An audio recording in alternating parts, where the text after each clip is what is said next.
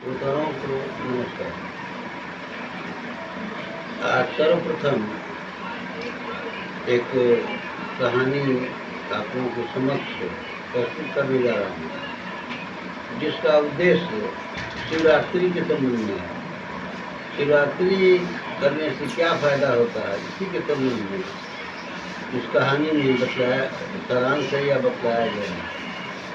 एक शिकारी था बनारस का, वो प्राचीन काल की बात है। एक शिकारी था, वो जंगल में शिकार के लिए जाया करता था।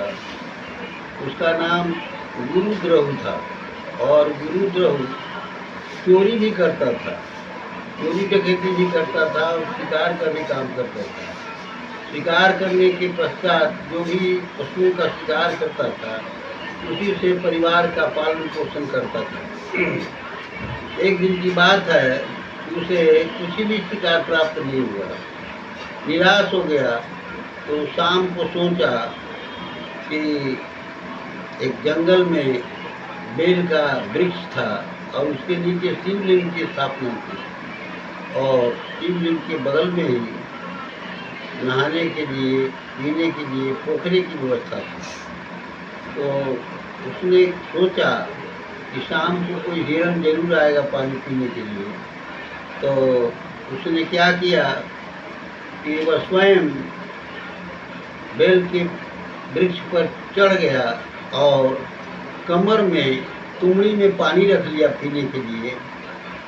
तुमड़ी में पानी रख करके कमर में कस लिया। सोचा कि प्यास रहेगी तो पानी पी लूँगा और कोई न कोई शिकार तो आएगा ही। ऐसा ही हुआ।